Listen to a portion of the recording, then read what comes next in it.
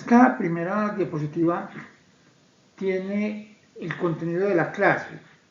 No lo voy a leer porque está claramente especificado, simplemente les voy a dar un minuto para que lo lean.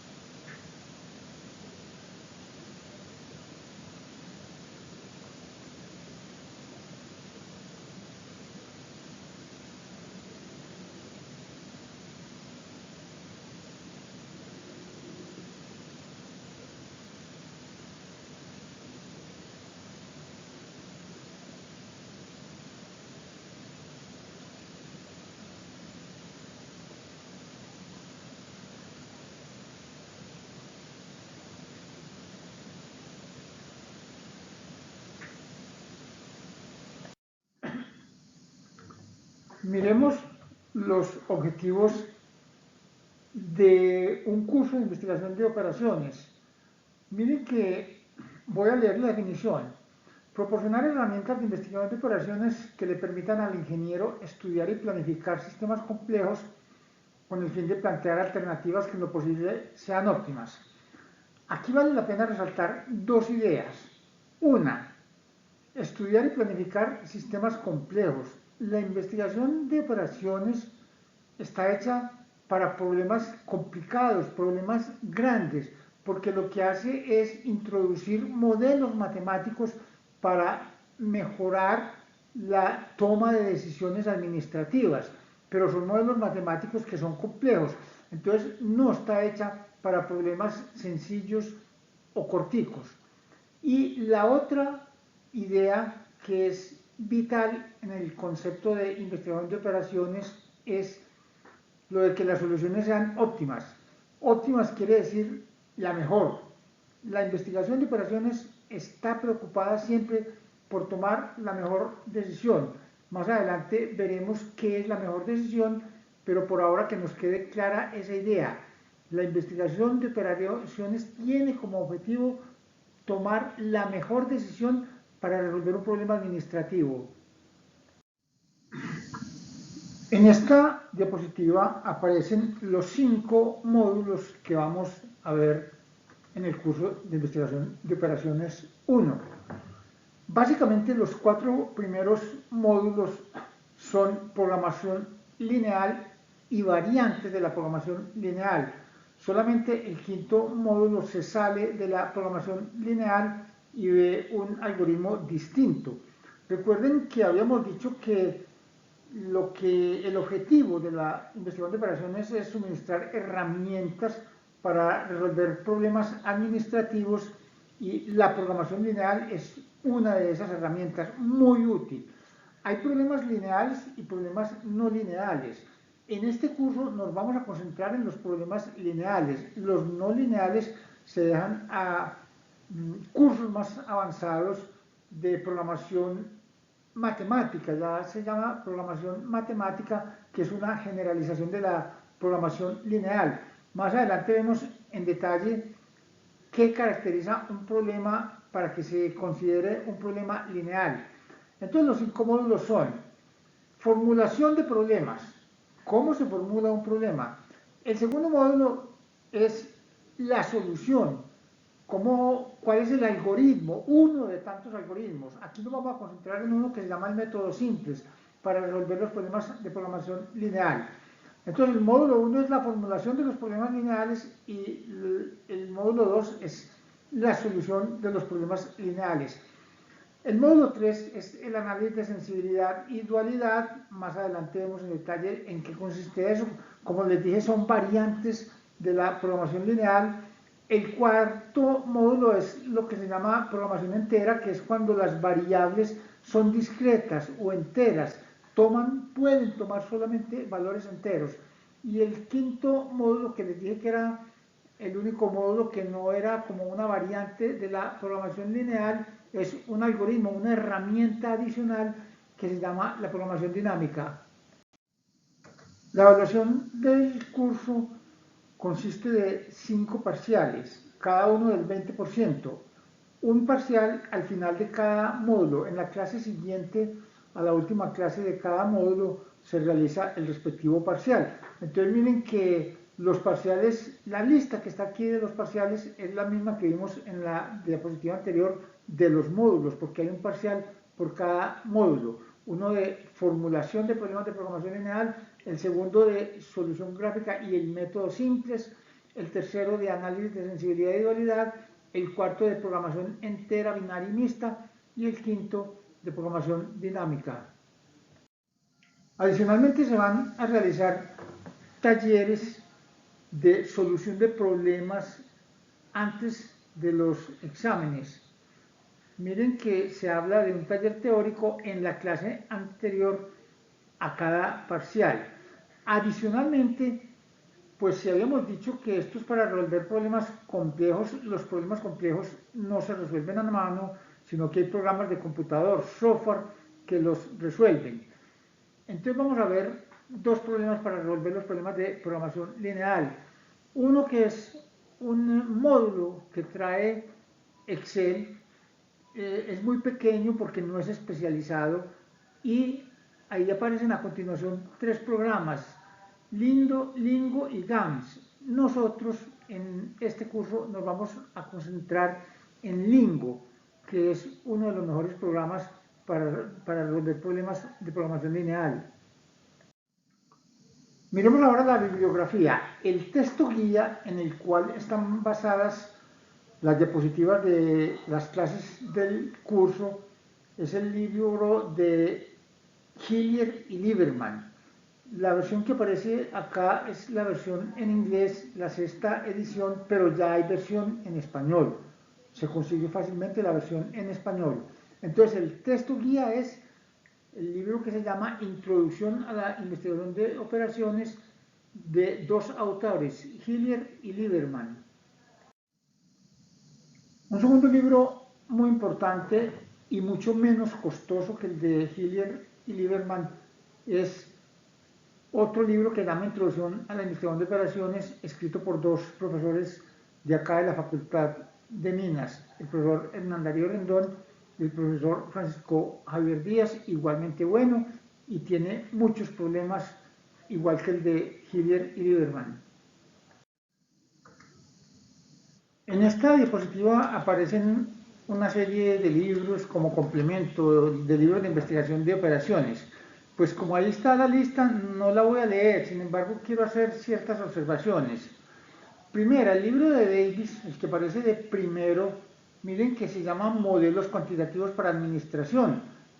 Eso es otra forma de decirle a la investigación de operaciones. Ya les había dicho que la investigación de operaciones es el hecho de manejar la toma de decisiones con modelos matemáticos complejos.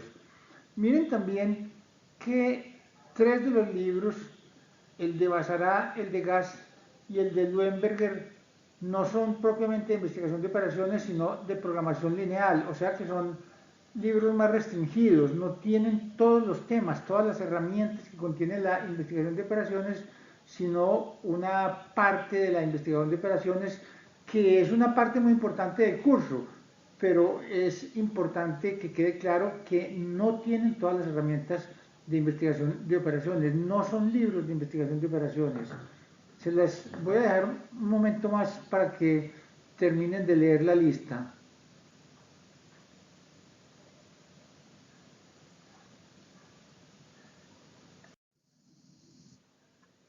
En la investigación de operaciones aparece en esta diapositiva la civilización egipcia.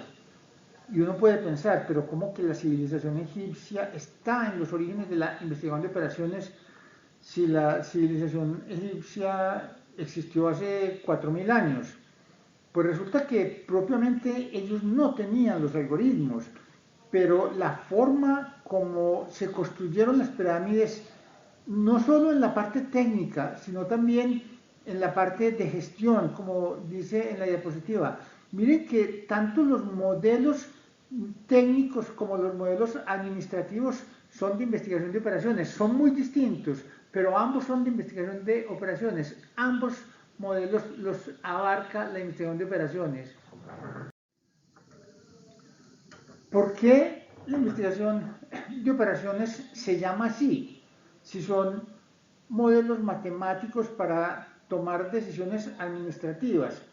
Pues resulta que el origen de la investigación de operaciones se remonta a la guerra, a la Segunda Guerra Mundial. Durante la Segunda Guerra Mundial, el gobierno de Estados Unidos dijo, pues para enfrentar la guerra vamos a hacer investigación sobre operaciones militares para mejorar la asignación de recursos. En la guerra los recursos escasean mucho porque una gran cantidad de los recursos se dedican a la atención de la guerra. Entonces, el hecho de haber hecho esas investigaciones sobre operaciones militares dejaron como nombre investigación de operaciones, que es un nombre un poquito raro, pero eso es el origen del nombre investigación de operaciones. Finalmente, el puntillazo final se considera el algoritmo para resolver problemas de programación lineal que fue desarrollado por Danzig en el año 1947. Recuerden que ese algoritmo va a ser la clave de este curso y lo vamos a ver a partir de la próxima clase. Factores que impulsaron la investigación de operaciones. Pues miren un primer factor y es el hecho de que las empresas después de la guerra, que ya no estaban en la guerra, que ya no estaban haciendo guerra, sino que estaban en una época de paz, pues también dijeron, ¿por qué la optimización hay que usarla en la guerra? La optimización se puede asignar en periodos que no sean de guerra. Entonces, ahora todas las empresas utilizan modelos de investigación de operaciones. En el segundo punto aparecen otros modelos que no son tema de este curso, por lo menos el de líneas de espera y el de teoría de inventarios, que también son de investigación de operaciones. Y fuera de esos existen otros. El de programación dinámica sí es un modelo de este curso. Y finalmente, un factor que impulsó el desarrollo de la investigación de operaciones fue el desarrollo de las computadoras. Ya les había dicho que los modelos de investigación de operaciones requieren muchos cálculos, son muy complejos, entonces hacer eso a mano es, no digamos imposible, pero muy difícil, casi imposible. Para problemas grandes sí es imposible, problemas pequeños se podrían resolver a mano, pero las computadoras ayudaron a resolver problemas complejos de forma relativamente rápida. Miremos 6 casos de empresas que implementaron algoritmos de investigación de operaciones y los ahorros que tuvieron por haber implementado esos algoritmos. En el libro de Hillier aparecen muchos más, pero yo extraje solamente 6 casos de modelos de algunas empresas que implementaron la investigación de operaciones. En esta diapositiva aparecen 3 de los modelos típicos de empresas de Estados Unidos. El primer caso es United Airlines, que ustedes saben es una de las aerolíneas más grandes de Estados Unidos y del mundo. Fue implementado en el año 86 y le produjo ahorros por $6 millones. Y es la programación de turnos de trabajo en las oficinas de reserva y en los aeropuertos. Este es un problema típico porque uno debe poner las personas que atienden más abundantes, en mayor cantidad, cuando la demanda es mayor. Todas las empresas que venden cualquier cosa, sea tiquetes aéreos o, por ejemplo, los almacenes de departamentos, tienen horas pico. Entonces, ¿cómo saber cuántas personas hay que poner, de qué tipo de turnos, para que coincidan las demandas con las ofertas de los turnos? Entonces, este es un problema no solo de aerolíneas, sino, y muy importante, en empresas de departamentos, para saber cuántas almacenes que tienen ventas por departamentos para saber cuántos cajeros hay que poner hora por hora. Una versión simplificada de este problema la vamos a ver más adelante. El segundo problema es de Texaco, la empresa petrolera, y es la optimización de la mezcla de ingredientes para que los productos cumplan con ciertos requerimientos. Las empresas que producen gasolinas, lo que hacen es mezclar materias primas que son petróleos para obtener gasolinas, y ellas quisieran saber cuánto tienen que utilizar y cuánto tienen que producir de cada uno de los productos finales. Este es un problema típico que se conoce como el problema de la dieta o el problema de la mezcla óptima. Las empresas que producen alimentos concentrados para animales utilizan mucho este problema también. Este problema fue desarrollado en 1989 y produjo ahorros de 30 millones de dólares. El tercer ejemplo es el de IBM. IBM ahora no es tan importante en venta de computadores porque se ha dedicado más a la investigación, pero en otra época en Colombia prácticamente todos los computadores eran de dos marcas, IBM y otra que era Borros, e IBM se preciaba de que cuando se dañaba un computador inmediatamente llegaba un técnico con el repuesto. Entonces la empresa no se paraba un tiempo muy largo. Para manejar eso tenía que saber cuántos repuestos tenían que tener de cada tipo de repuesto en cada ciudad de acuerdo con la cantidad de computadores que había. Ese es un problema típico de inventarios de investigación de operaciones. Este problema fue desarrollado por IBM en 1990 y le produjo ahorros de 20 millones de dólares y a su vez produjo ahorros de inventario del orden de 250 millones de dólares. En esta diapositiva aparecen otros tres ejemplos. El primero es muy curioso porque fue desarrollado por el ejército de los Estados Unidos durante la guerra del Golfo Pérsico en 1992 y era la forma como se coordinan los aviones, qué aviones, de qué tipo hay que enviar a bombardear qué ciudades y lo mismo que la carga y los pasajeros. Este problema fue desarrollado en 1992 y miren que el ahorro, pues dice, fue la victoria. Claro que no es que la investigación de operaciones garantice la victoria, pero en este caso sí la garantizó. El quinto problema, el de American Airlines, es otra aerolínea tan grande o más grande que United, la que estaba en la primera diapositiva, pero este es otro problema totalmente distinto. Es el diseño de la estructura de precios, la sobreventa y la coordinación de vuelos.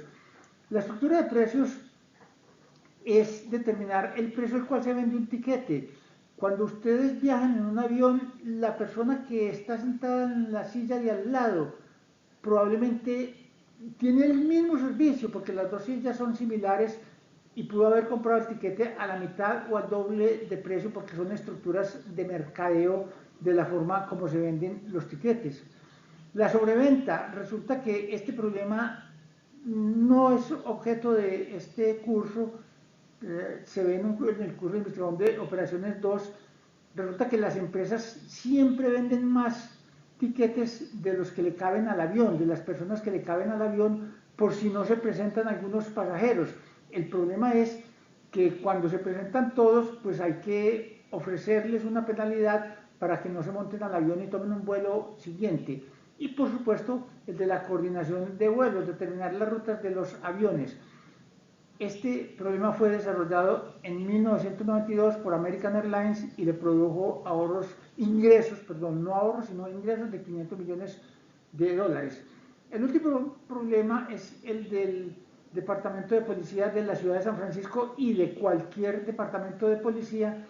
Y miren que dice que es la optimización de la programación y asignación de oficiales de patrulla con un sistema computarizado. Este problema es parecido al que hicimos de United Airlines, que es el problema típico de los turnos.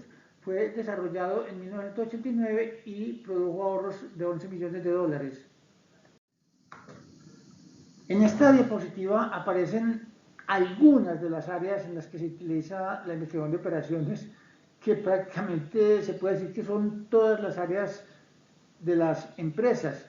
Asignación de recursos, problema del transporte, ese lo vamos a ver, formulación de dietas, ya lo habíamos mencionado, sistemas energéticos, telecomunicaciones, salud, planeación, servicios, finanzas y otros, como por si se quedaron algunos por fuera, entonces en la categoría otros quedan todos los que se quedaron por fuera.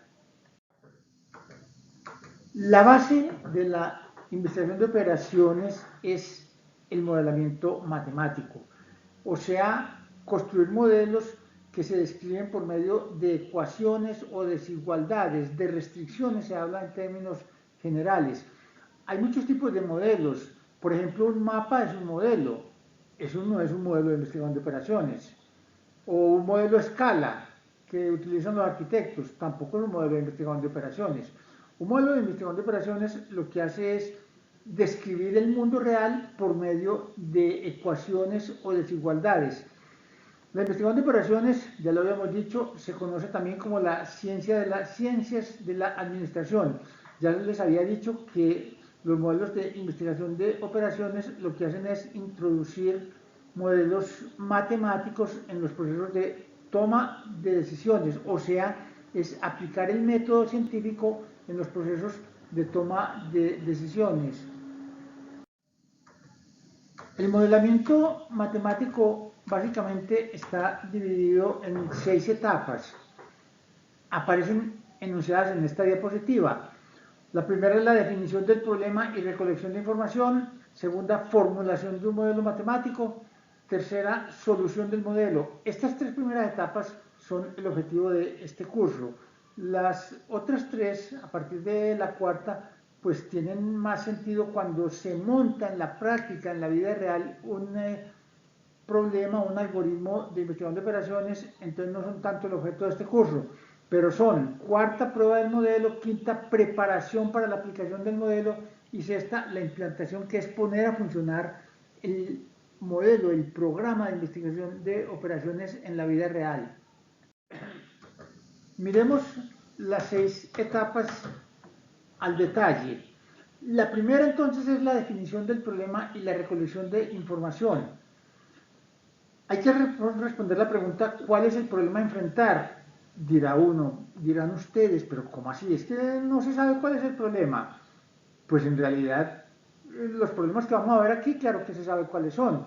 Pero cuando ustedes llegan a una empresa, no les dicen, vea, tenemos este problema de investigación de operaciones, sino que les dicen, no, esta empresa en esta área está muy cuestionada, o esta empresa está dando pérdidas. Hay que empezar por buscar el problema. Eso es la primera etapa, saber caracterizar el problema y una vez identificado el problema, describirlo al detalle, delimitarlo, saber hasta qué nivel se va a trabajar, porque si uno baja a mucho detalle, pues por supuesto que puede llegar a soluciones mucho mejores, pero empieza a requerir mucho tiempo de cómputo. Entonces es muy interesante hacer un balance para que quede en un punto intermedio el tipo de problema que se plantea. La tercera es identificar los entes afectados para saber con quién hay que entrevistarse, con quién hay que intervenir.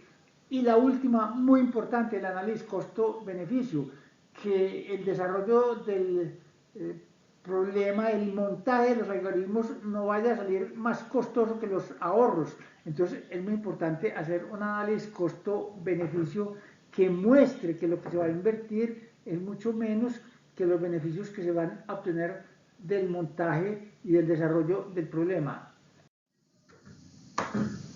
La investigación de operaciones busca soluciones óptimas globales, no locales, o sea, la mejor de todas las soluciones. ¿Quiénes son los beneficiarios? Miren, pues prácticamente todos los que se relacionan con las empresas, los dueños, los empleados, los clientes, vendedores, proveedores, el Estado siempre aparece porque al fin y al cabo con los impuestos es un partícipe en todas las empresas. Pero miren que lo que aparece como objetivo es maximizar los beneficios y obtener una rentabilidad social. Maximizar los beneficios hace referencia no solamente a las utilidades para los dueños, porque ahora está tan de moda lo que se llama el capitalismo consciente, que dice que las empresas no solo deben de preocuparse por obtener utilidades y dividendos para los dueños, sino tratar bien a los empleados, a los clientes, a los proveedores, a todas las personas que se relacionan con la empresa. Eso es lo que se conoce como rentabilidad social. ¿De dónde se toman los datos para resolver un problema de investigación de operaciones? De lo que se conoce como sistemas de información gerencial. Miren que ahí está la lista, simplemente es el conjunto de áreas de la empresa y algunas externas a la empresa. Miren, contabilidad, clientes son externos a la empresa, proveedores son externos a la empresa, empleados, el mercado también es externo a la empresa, impuestos, también es el Estado que es externo a la empresa, productos, demandas, competencia, la competencia que son las otras empresas externas a la empresa, recursos, antecedentes históricos, es muy importante analizar los antecedentes históricos, mirar el futuro y los costos y los precios. La segunda etapa es la formulación del modelo matemático, o sea, la descripción del mundo real por medio de un sistema de expresiones matemáticas, símbolos y expresiones matemáticas. Ya habíamos dicho que había muchos tipos de modelo, pero que los de investigación de operaciones consisten simplemente en describir el comportamiento del mundo real por medio de ecuaciones o desigualdades. Eso es lo que se conoce como un modelo matemático. Cuando se plantea un modelo matemático hay que definir unos términos conocidos, que es lo que se conoce como parámetros o coeficientes, y otros términos que son las incógnitas o las variables. Un problema usualmente tiene muchas variables, pueden llegar a tener miles de variables. La forma estándar de definir las variables en los problemas de investigación de operaciones, pues la letra X es la más utilizada. Entonces un problema tiene 10 variables, pues serían X1, X2 hasta X10. Si son más de 10, en general se utiliza la letra N para referirse al número de variables, al número de incógnitas que tiene el problema. La letra N va a ser el estándar en investigación de operaciones para definir el número de variables. Va a haber un segundo término que es la medida del desempeño global, o sea, lo que se conoce como la función objetivo, lo que uno quiere maximizar o minimizar. En ocasiones es maximizar cuando son utilidades, en ocasiones es minimizar cuando son costos. Ahí, por ejemplo, está planteada una función objetivo, 5x1 más 7x2, puntos suspensivos más 20xn. Por ejemplo, si el producto 1, cada artículo da 5 y hay que tratar de saber cuántos artículos hay que producir, pues el total de esos artículos es lo que produce cada artículo, que es 5 por el número de artículos que se producen. Lo mismo con todos los demás artículos, hasta el último, el XN. Cada unidad de XN produce 20 de utilidad y yo determino cuánto voy a producir y la utilidad que dan esos XN artículos pues es 20 por XN. Adicionalmente, para lograr esa función objetivo, yo me muevo en medio de unas restricciones, de unas limitaciones, porque los recursos son limitados. Entonces, miren, ahí está planteada una restricción que dice 5x1 más 7x4 menor o igual que 10. Vamos a suponer que esos dos artículos que aparecen en esa desigualdad, ahí no está planteada como ecuación, sino como desigualdad, son un artículo X1 que consume 5 unidades de cualquier sustancia y un artículo X4 que consume cada unidad 7 unidades de esa misma sustancia. Entonces 5X1 más 7X4 es el consumo de esa sustancia de las X1 unidades que se producen del artículo 1 y de las X4 unidades que se producen del artículo 4. Y resulta que yo tengo en mi empresa o dispongo por cuestiones de mercado, por restricciones de mercado, solamente de 10 unidades de esa materia prima.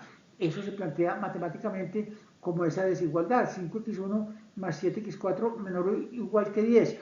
O sea, encuentre un X1, cantidad de artículos que hay que producir del tipo 1, y un X4, cantidad de artículos que hay que producir del tipo 4, pero que el consumo de una sustancia cualquiera no exceda los 10 con la que cuenta mi empresa. Miren que esto es una restricción para una sola de las sustancias o de las materias primas de la empresa. Si son 10 materias primas, pues hay 10 restricciones de este tipo con distintos coeficientes y distintos lados derechos. El término que está al lado derecho de la desigualdad o de las igualdades se conoce como lado derecho o término independiente, y es un parámetro porque es un término conocido. El tercer paso en el planteamiento y solución de un problema es saber qué herramienta hay que utilizar para resolver ese problema. Ya les dije que la investigación de operaciones tiene muchas herramientas, es saber escoger la herramienta. Por ejemplo, para los problemas lineales, vamos a ver lo que se conoce como el método simples. Hay otras alternativas, que es un algoritmo que se llama método de punto interior para programación lineal. Ese no lo vamos a ver en este curso, pero que se sepa que no solo existe el método simple, sino que existen otras alternativas. Y uno que se llama el método de ramificación y acotamiento, que ese sí lo vamos a ver en este curso, que se utiliza para programación entera, o sea, cuando las variables toman valores discretos o enteros.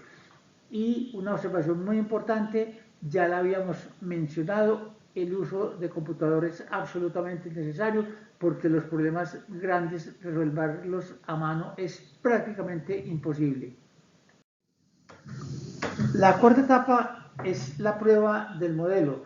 Ya dijimos que esa etapa no vamos a insistir mucho en ella porque aquí no vamos a montar un modelo para una empresa, sino que simplemente vamos a conocer los modelos. Pero miren que se habla de que es muy útil realizar una prueba retrospectiva. ¿Qué es una prueba retrospectiva? Mirar el pasado. O sea, si yo tengo un modelo para predecir el futuro, pues yo no sé cómo es el comportamiento de ese modelo hasta que no conozca el futuro. Pero si yo tengo meses pasados, entonces yo quisiera saber cómo el mes de enero influye en la determinación de la demanda de febrero. Y si yo ya estoy en marzo, ya ambos son pasados. Entonces yo le aplico el modelo como si enero fuera el pasado y febrero fuera el futuro, a ver si se equivocó o no. Esa prueba retrospectiva es muy importante para conocer el comportamiento de los modelos. Si las cosas fallan, actualizar la información.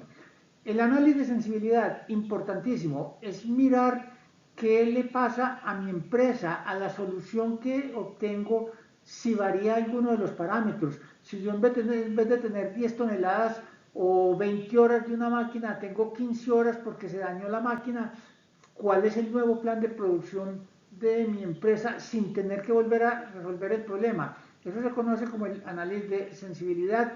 Entonces, ver qué resultados se hubieran obtenido con las presentes decisiones. Otro tema muy importante es la consistencia de las dimensiones. O sea, que yo no esté sumando, como se dice vulgarmente, perros con vacas. Todo tiene que estar en las mismas unidades. Y eso se logra manejando la multiplicación y la división de las unidades. En eso vamos a ser muy insistentes y lo vamos a entender en detalle más adelante. Una pregunta clave es, ¿este problema cómo se está resolviendo con esas restricciones y con esa función objetivo? Si produce como el tipo de calidad que yo quiero en la solución, porque ya les había dicho que si uno es muy exhaustivo, pues obtiene mejores soluciones, pero requiere mayor tiempo de cómputo. Entonces hay que saber balancear ese tipo de decisiones, el nivel de detalle al que se llega cuando se plantea un problema de investigación de operaciones. Y una observación, nunca dejar por fuera a las personas relacionadas con el problema. La quinta etapa, que tampoco es parte del objetivo de este curso, pero que en los modelos de investigación de operaciones empresariales es muy importante, es la documentación, la preparación para la aplicación del modelo, y ello incluye la documentación. ¿Por qué es importante la documentación? Imagínense que uno monte un sistema de investigación de operaciones del cual la empresa se vuelve dependiente y el que la sabe manejar se retira de la empresa. Entonces la empresa no se puede parar por eso. Por eso todo tendría que quedar bien escrito. Entonces miren las etapas, las partes de la documentación. Una interfaz gráfico. Acuérdense que los gráficos son mucho más dicientes que las descripciones en palabras. Los procedimientos de escribir en manuales, los procedimientos para obtener la solución y para usar la aplicación. Un área muy común ahora en todos los problemas, no solo de las empresas, sino cualquier sistema de los que se consulta en internet, es lo que llaman las FAQ, o sea, Frequently Asked Questions en inglés, las preguntas más frecuentes, porque es que cuando se monta un sistema, el 90% de las preguntas siempre son las mismas 10 preguntas, entonces uno incorpora esas mismas 10 preguntas en los modelos y las personas no tienen que recurrir, los que quieren resolver la pregunta no tienen que recurrir a otra tercera persona, sino que la solución de la pregunta está dentro del mismo modelo.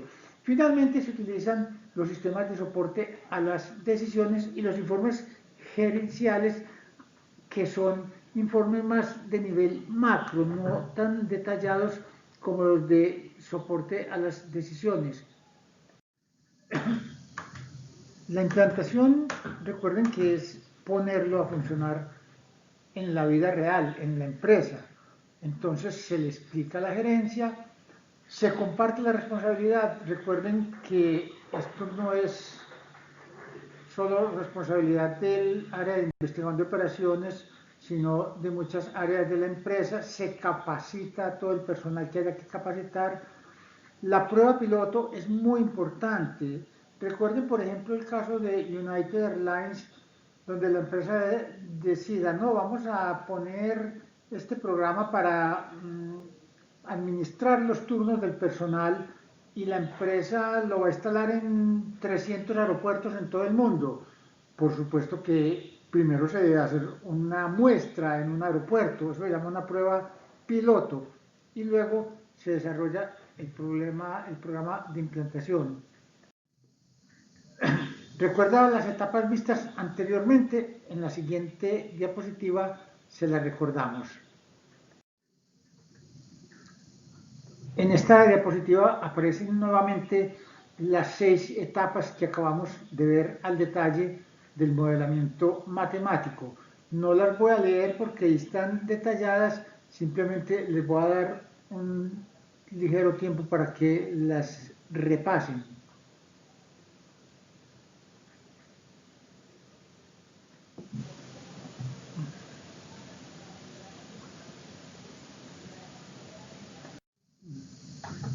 Vamos a mirar ahora un problema típico de programación lineal que lo vamos a utilizar como base durante todo el curso.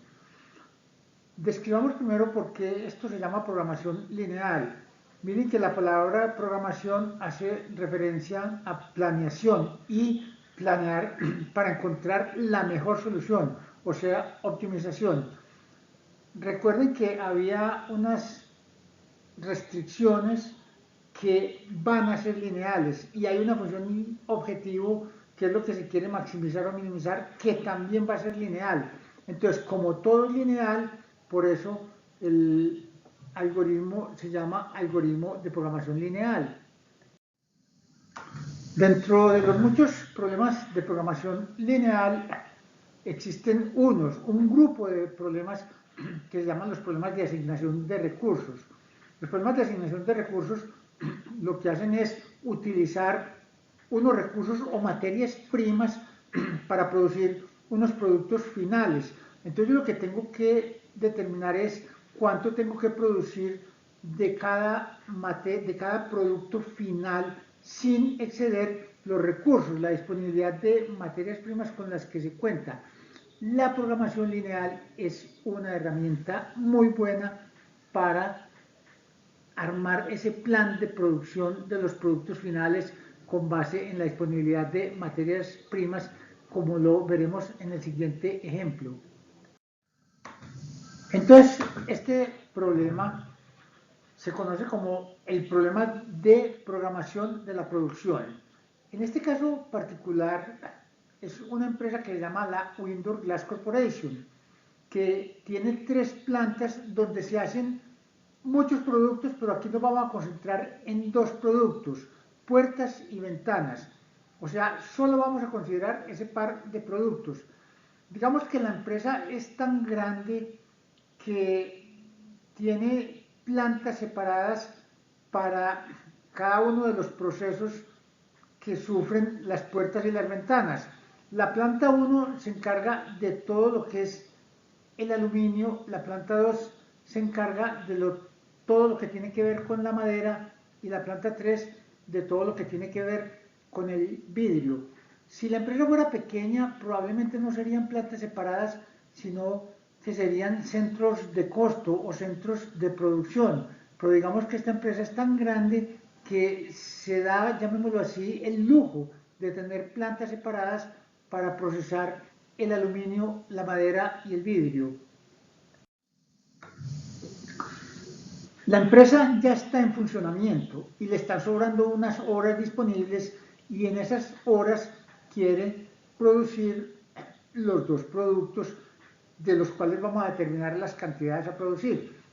Son una puerta de vidrio con marco en aluminio, o sea que la puerta no lleva madera, la puerta no pasa por la planta 2, que es la de la madera.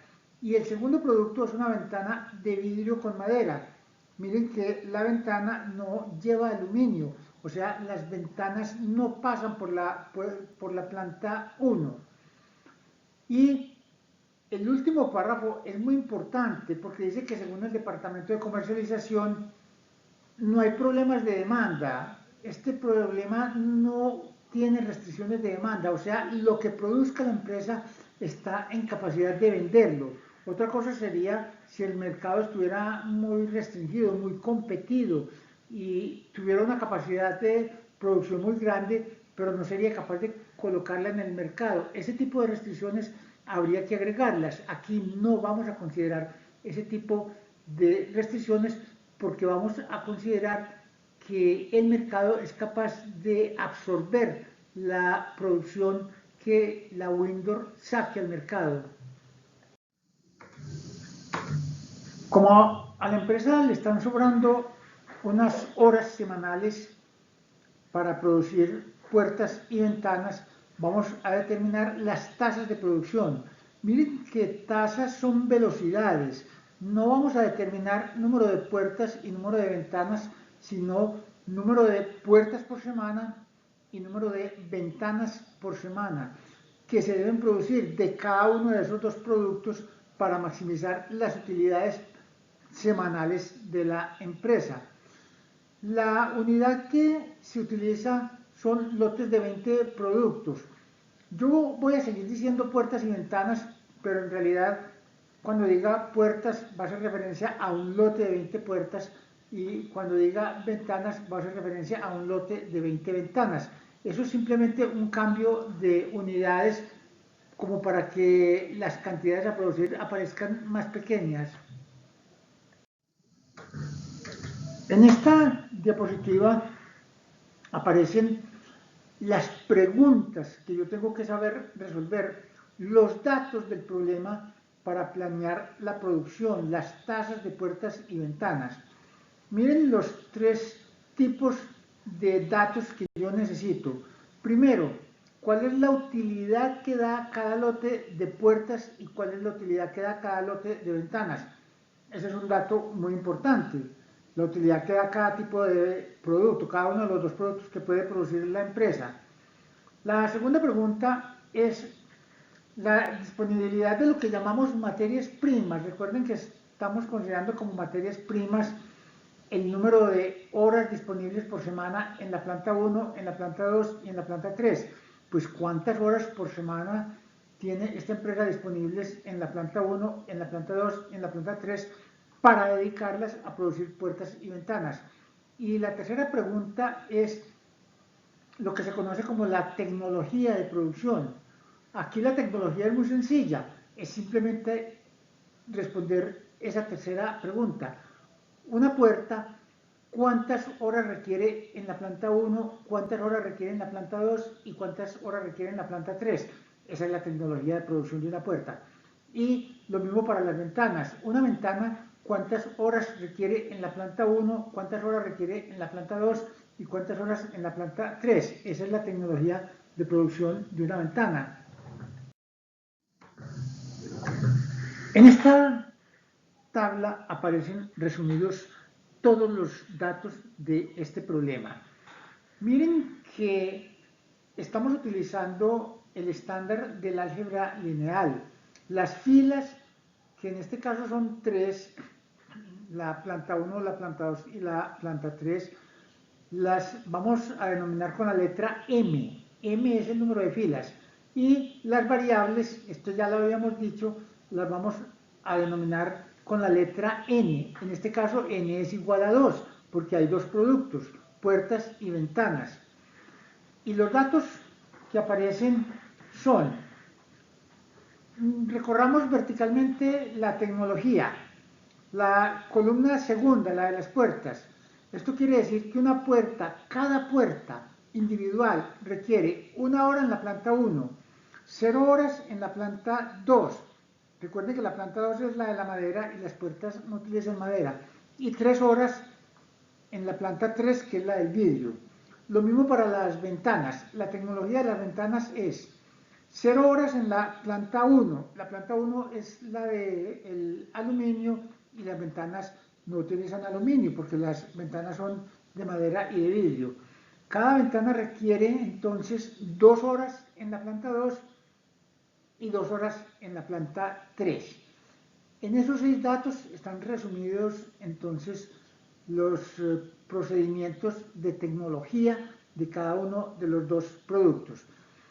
Hay una fila adicional que respondía a la primera pregunta. Es la utilidad que da cada lote de puertas y cada lote de ventanas. Cada lote de puertas da $3,000 de utilidad y cada lote de ventanas da $5,000 de utilidad. Y finalmente hay una columna, cuarta columna, que es la columna final, que es la disponibilidad de los recursos, que son las horas disponibles por semana en cada una de las plantas.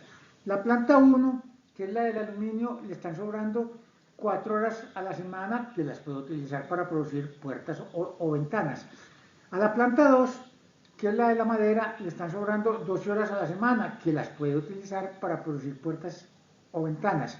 Y a la planta 3 le están sobrando 18 horas por semana que las puede utilizar también para producir puertas y ventanas. La pregunta es, con esos datos de ganancias, de tecnología y de disponibilidad de recursos, ¿cuántas puertas por semana debe producir la empresa y cuántas ventanas por semana debe producir la empresa para maximizar la utilidad total? Entonces este problema tiene dos variables. Recuerden que las variables son tasas. Las variables no son puertas, sino puertas por semana y ventanas por semana. Entonces son dos variables, número de puertas por semana, x1, y número de ventanas por semana, x2.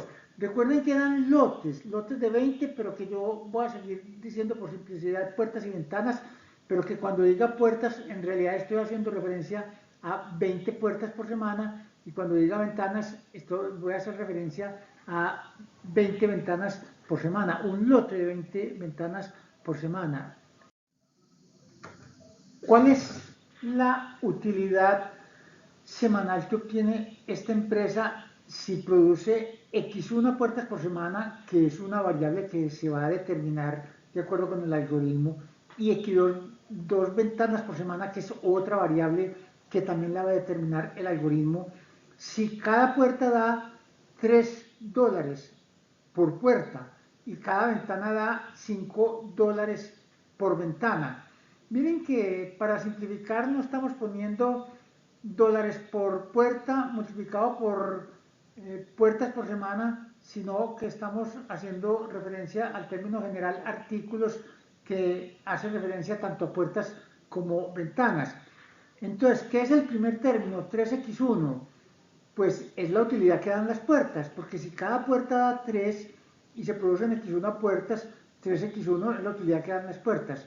¿Qué es 5x2? Es la utilidad que dan las ventanas. Si cada ventana da $5 y se producen x2 ventanas por semana, pues 5x2 es la utilidad por semana que dan todas las ventanas. Y 3x1 más 5x2 es la utilidad por semana que dan todas las puertas y todas las ventanas. O sea, es la utilidad total de la empresa. Miren que el análisis dimensional está sumando términos homogéneos. El 3x1 y el 5x2 ambos están en dólares por semana, porque el 3 son dólares por artículo y el x1 artículos por semana. El artículo se cancela y me queda en dólares por semana. Lo mismo el 5x2. El 5x2 son el 5 dólares por ventana y el x2 ventanas por semana. La ventana o el artículo en forma general se cancela y me queda también en dólares por semana. Entonces yo estoy sumando dólares con semana por dólares con semana, que me da dólares por semana, y esa es la utilidad de la empresa. La utilidad está expresada en dólares por semana. Los coeficientes 3 y 5 se denominan los coeficientes de costo. El estándar en programación lineal es denominar los coeficientes de costo, y más adelante vamos a ver que se utiliza la letra C, que es la inicial de costo, para referirse a ellos, a pesar de que en este caso no son propiamente costos, sino todo lo contrario, utilidades. Vamos a plantear ahora las restricciones para cada una de las tres plantas. La primera restricción lo que me va a garantizar es que yo no exceda las 4 horas por semana que tengo disponibles en la planta 1. Recuerden que por la planta 1 no pasan sino las puertas, las ventanas no utilizan aluminio, entonces no pasan por la planta 1. Entonces miren que las unidades de los términos que están a la izquierda son el 1 que no se pone, 1x1, porque recuerden que cada puerta requiere 1 hora en la planta 1, entonces 1 hora por puerta multiplicada por x1 puertas por semana, el puerta se cancela y eso me queda en horas por semana. Y eso es menor o igual que 4 horas por semana. Miren que en el análisis dimensional no solo es importante que todos los términos que se suman tengan las mismas unidades, sino que lo que está al lado izquierdo y derecho del signo, en este caso menor o igual, también tenga las mismas unidades. Y miren que aquí en ambos casos la izquierda y la derecha están en horas por semana. La segunda restricción, que ahí aparece como R2, es para la planta 2. Esa restricción lo que trata de hacer es no dejar exceder el número de horas disponibles por semana en la planta 2, que son 12 horas por semana. Entonces, miren que el 2 está en horas por artículo, horas por ventana, y el x2 está en artículos por semana, ventanas por semana. La ventana o el artículo se cancela y eso me da en horas por semana. ¿Qué es 2x2? Son las horas por semana que se gastan todas las x2 puertas que se producen en la planta 2, y eso tiene que ser menor o igual que las 12 horas por semana que tiene disponibles la planta 2. La restricción 3, la de la planta 3, que es la del vidrio, miren que en esta, por la planta 3 pasan tanto las puertas como las ventanas, porque los dos utilizan vidrio. Recuerden que las puertas eran de aluminio y vidrio y las ventanas eran de madera y vidrio, entonces ambas utilizan vidrio, o sea, ambas pasan por la planta 3, y yo necesito una restricción para garantizar que la cantidad de puertas que produzca, que es x1 por semana, más la cantidad de ventanas por semana que produzca, que es X2, no excedan las 18 horas por semana que tiene disponibles la planta 3. Nuevamente, el 3X1 son horas por artículos por semana. Eso representa las horas de la planta 3 que se gastan las X1 puertas, más las horas de la planta 3 que se gastan las X2 puertas, que son 2X2, 2 horas que se gasta cada ventana en la planta 3 por el número de ventanas por semana, me da las horas por semana que se gastan las ventanas.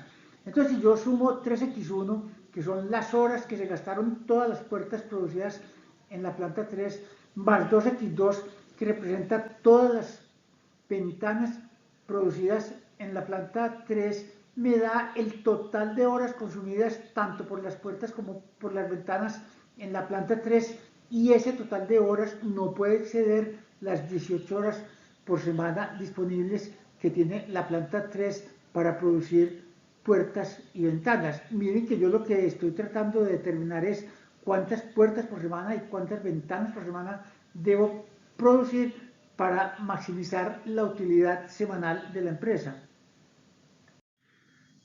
Vamos a agregar lo que se conoce como restricciones de signo de las variables, y es el hecho de que las variables tienen que ser no negativas, o sea, mayores o iguales que 0. En realidad, miren que no tiene sentido hablar de una tasa de producción de puertas negativas o de ventanas negativas, por lo menos por ahora, ¿cierto? Uno como que dice, ¿cómo así? ¿Cómo va uno a producir puertas y ventanas negativas? Más adelante vamos a ver que matemáticamente eso sí se podría, pero por ahora vamos a suponer que la cantidad de puertas por semana y la cantidad de ventanas por semana que yo produzco es un número mayor o igual que 0. El 0 también es válido, porque si las ventanas son muy rentables, pues no se producirían puertas. Y lo mismo si las puertas son exageradamente más rentables que las ventanas, pues no se producirían ventanas. Entonces una de ellas podría quedar en 0. El problema, el algoritmo es el que se encarga de decidir si se producen los dos productos o uno solo de los dos. Pero que queden claras entonces estas restricciones de signo de las variables, de que las cantidades tienen que ser mayores o iguales que 0. Entonces, el problema resumido en forma matemática se traduce en lo siguiente: ya no pensemos en que son puertas por semana y horas por semana, sino que es un problema meramente de números matemáticos. Vamos a hacer abstracción de las unidades. Aunque los paquetes de computador modernos ayudan a cuadrar las dimensiones de las unidades, finalmente uno lo que le entrega al paquete de software, al programa de computador, es: encuentre un X1 y un X2 que maximice la expresión 3X1 más 5X2 y que respete las siguientes restricciones: 3 que se llaman estructurales y 2 que se llaman de signo. La primera restricción dice X1 tiene que ser menor o igual que 4. La segunda dice 2X2 menor o igual que 12. Y la tercera dice 3X1 más 2X2 tiene que ser menor o igual que 18. Y la cuarta y la quinta, que se conocen como las restricciones de signo, simplemente dicen que X1 y X2 tienen que ser mayores o iguales que 0. Miren que entonces eso es un problema matemático, encontrar un X1 y X2 que maximice 3X1 más 5X2 sujeto a 5 restricciones: X1 menor o igual que 4 para respetar la capacidad de la planta 1, 2X2 menor o igual que 12 para respetar la capacidad de la planta 2, 3X1 más 2X2 menor o igual que 18 para respetar la capacidad de producción de la planta 3, que es la del vidrio, y X1 y X2 mayores o iguales que 0 para que no se vayan a producir cantidades negativas de puertas y de ventanas.